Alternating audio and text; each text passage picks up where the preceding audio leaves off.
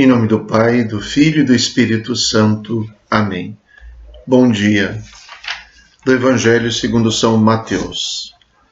Naquele tempo, Jesus viu um homem chamado Mateus sentado na coletoria de impostos e disse-lhe: Segue-me. Ele se levantou e seguia Jesus.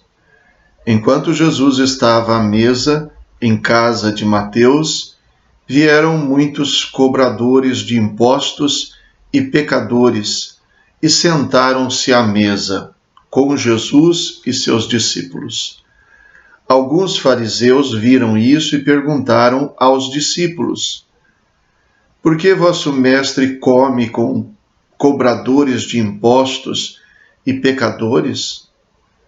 Jesus ouviu a pergunta e respondeu: Aqueles que têm saúde não precisam de médico, mas sim os doentes. Aprendei, pois, o que significa quero misericórdia e não sacrifício. De fato, eu não vim para chamar os justos, mas os pecadores. Palavra da salvação. Glória a vós, Senhor. Existem duas mesas propostas nesta história. Uma é a mesa considerada mesa do pecado.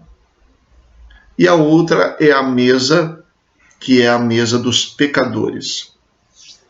A mesa do pecado é a mesa na qual os cobradores de impostos estavam ali arrecadando, a coletoria de impostos.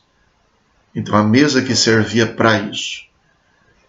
E existe a mesa que é o banquete da misericórdia, no qual Jesus reúne-se com seus discípulos e com os pecadores convertidos. Dentre eles, cobradores de impostos. Esta mesa dos pecadores, eu chamaria esta mesa da comunhão, se dá na casa de um ex-pecador, na casa de Mateus. E ali então, alguns fariseus, vendo isso, reclamam. Os fariseus não participam desta mesa, desta segunda mesa, e por isso reclamam. Pode ser que eles não participassem também da primeira, provavelmente não, a mesa do pecado, mas não querem participar da mesa da comunhão, da mesa dos pecadores. A diferença está em que Jesus, definindo a sua missão como sendo missão de salvar, explica que ele veio salvar os pecadores, não os santos, não os que não precisam de salvação. Nisso consiste a misericórdia. Porque, afinal de contas, se ele viesse para salvar os que já são salvos, na verdade ele estaria fazendo um juízo. Isso os homens já fazem por si mesmos. Não é este o olhar de Deus. Porque se Deus estivesse disposto a fazer o juízo antes do tempo, ele não precisaria de ninguém para julgar sobre isso. Ele mesmo tem a capacidade, ele tem a onisciência e ele tem o poder de realizar este gesto.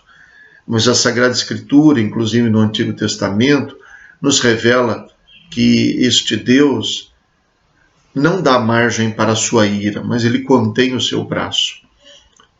No Antigo Testamento diz, porque ele está dando tempo, porque ele tem paciência para que o pecador se converta.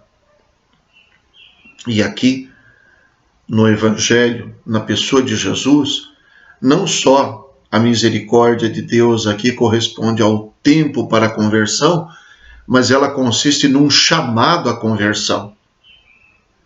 Significa uma oportunidade, o tempo oportuno para a conversão. Notem que Jesus, como o Papa Francisco bem gosta de acentuar, ele não mandou que Mateus deixasse a coletoria de impostos para depois chamá-lo, mas ele chamou quando Mateus ainda estava na coletoria de impostos. Jesus disse: segue-me. Ele não disse: deixa a coletoria de impostos, depois segue-me. Como ele disse para o jovem rico: vai, vende o que tem, dá aos pobres, terás um tesouro no céu, depois vem e segue-me. Aqui para Mateus ele disse: segue-me. Ele chamou o pecador, não o convertido. E então, diz o texto, quando Jesus disse a ele: segue-me, o Evangelho diz, ele se levantou e seguiu Jesus. Primeiro ele se levantou, naturalmente ele deixou a coletoria de impostos. Então Jesus mostra que a misericórdia de Deus não é apenas o tempo que ele nos dá para a conversão, mas é o chamado que ele nos dá para nos convertermos. Este chamado é tão profundo, tão grande, e revela tanto a misericórdia de Deus que esse chamado para Mateus serviu para os outros. Pelo fato de que Jesus foi na casa de Mateus, então ali os pecadores poderiam se reunir com Jesus. Jamais teriam se reunido na casa dos fariseus, porque os fariseus não estavam dispostos a chamar a conversão. Estavam apenas querendo julgar e dizer: estes aqui não podem, estes aqui não servem. Este é um grande engano que nós cometemos tantas vezes, porque às vezes a gente divide o mundo entre bons e maus, entre nós e eles. E a gente antecipa o julgamento. E a gente diz quem serve e quem não serve. E muitas vezes nós não somos os instrumentos para chamar à conversão os pecadores. O nosso desejo, segundo os olhos de Deus, não é que a justiça de Deus aconteça e o seu braço venha pesar sobre aqueles que merecem. O nosso desejo é que aqueles que pecam, que cometem o mal, se arrependam. Por isso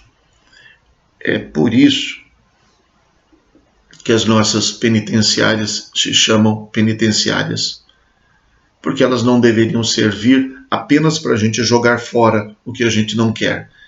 Deveriam servir para chamar à conversão aqueles que praticaram o mal. A ideia inicial é de que eles deveriam sair de lá recuperados. Nós deveríamos trabalhar para isso. Muitas pessoas trabalham para isso, mas são vozes isoladas, porque na mentalidade da sociedade está um pensamento de que nós temos que apenas tirar o lixo, apenas colocar para fora o lixo, sem saber que não se trata de lixo, se trata de ser humano. A mesa dos pecadores que deixava os fariseus indignados não pode nos deixar indignados. Por isso, quando alguma pessoa diz assim, que não frequenta a igreja, que não gosta de ir na igreja, porque lá está cheio de pecadores, eu sempre digo, graças a Deus. Porque senão não teria lugar para mim, porque eu sou pecador. É uma das grandes certezas que eu tenho na vida, que eu sou pecador. Se os pecadores não pudessem entrar, eu não poderia estar na igreja.